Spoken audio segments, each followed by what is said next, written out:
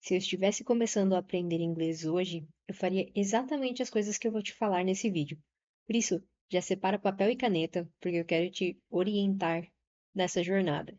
E esses pontos que eu vou falar aqui, com certeza vão te auxiliar desde o início até você estar em pontos mais avançados do seu aprendizado. E já no primeiro ponto, eu quero trazer três pilares essenciais, sendo o primeiro deles o input, que é o fato de nós colocarmos conteúdo em inglês para dentro.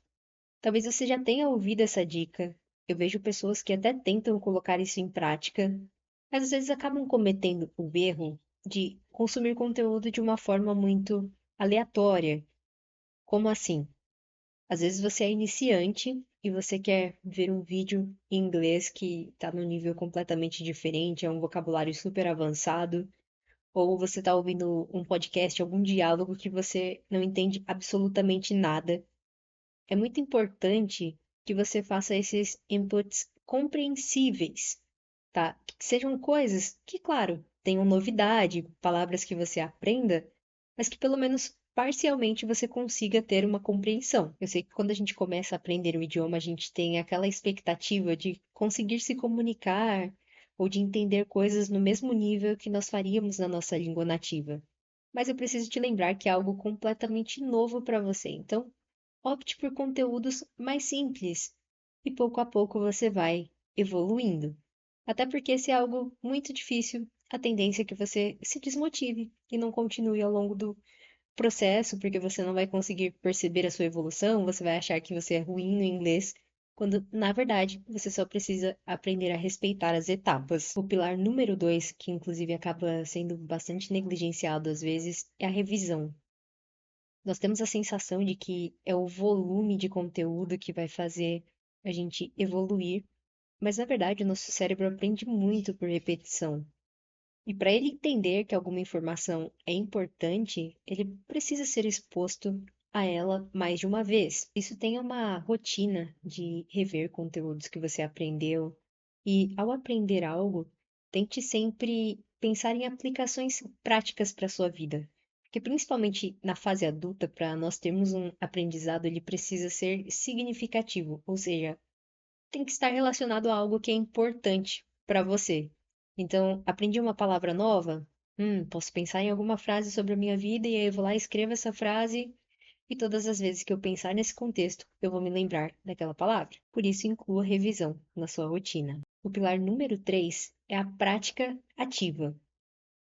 Esses pilares, para que você tenha bons resultados, precisam trabalhar em conjunto.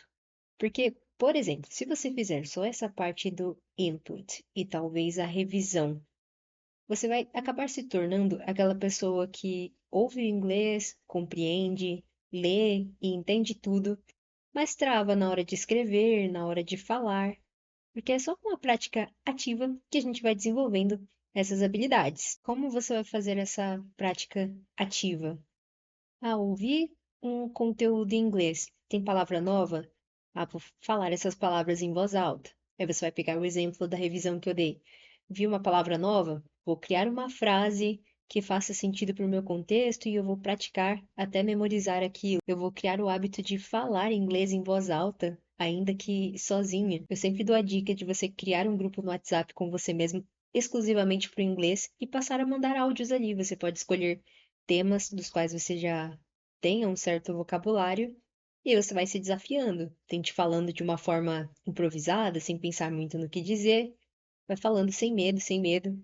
E depois você pode se ouvir e aí sim pensar em outras maneiras de melhorar e de se expressar de um modo mais claro e mais aprofundado. Uma outra coisa interessante que vai te ajudar com essas habilidades produtivas, né, fala, escrita, é você começar a documentar o seu dia, escrever sobre ele em inglês.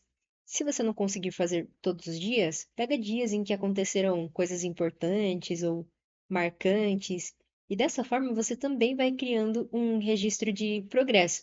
Eu até tenho algumas agendas onde eu costumava escrever sobre os meus dias em inglês desde quando eu comecei, e é óbvio que lá tinha alguns erros e você vai percebendo a sua evolução. Eu lembro que eu anotei o primeiro livro que eu consegui ler em inglês, cada vez que eu passava de nível no idioma. Então, tudo isso vai te motivando e vai sendo uma forma de você perceber o quanto você evoluiu. E além disso, uma habilidade ajuda a outra. Às vezes a escrita é um pouco deixada de lado por algumas pessoas, porém, ela vai te ajudar a se expressar melhor na hora de falar, porque quando nós escrevemos, a gente tem a chance de escolher melhor as palavras.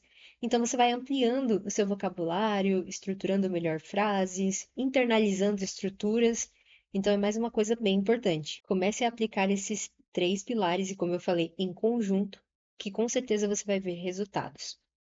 Um outro ponto muito importante para você que quer começar a aprender, para você que já está nessa jornada, é a organização.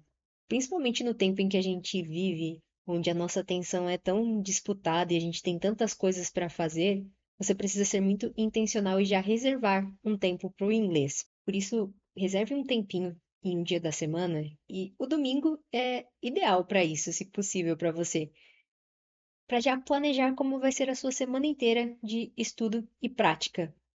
E aqui o meu conselho é que você, desde o começo, pratique um pouco de cada habilidade. Por isso você pode fazer o seguinte: eu vou ter um dia específico para a prática do speaking, que é a fala.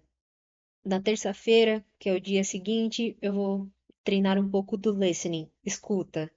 Na quarta, eu vou treinar um pouco do reading, leitura. Na quinta, eu vou treinar um pouquinho do writing, que é a escrita. Na sexta, eu vou treinar um pouco de gramática. E assim por diante. Fora que dá para você trabalhar também as habilidades de um modo combinado. O exemplo disso é que se você tiver um texto com áudio, você pode trabalhar o listening, o reading e ainda ler esse texto em voz alta, praticando um pouco de pronúncia também. E mais uma coisa importante de você ter em mente desde o princípio é que você não precisa de muito tempo todos os dias para praticar inglês. Mas você precisa da quantidade de tempo que você consiga sustentar de forma constante e usar esse tempo de um modo eficiente. Se você já viu mais vídeos meus, com certeza você já me ouviu falando que é melhor você ter 15, 30 minutos disponíveis e se comprometer com isso todos os dias do que pegar 3 horas de vez em quando.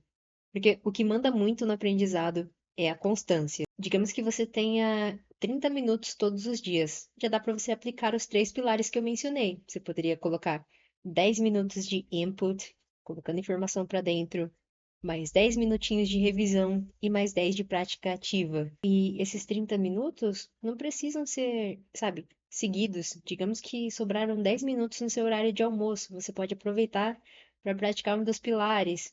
Depois você teve mais 10 minutinhos disponíveis.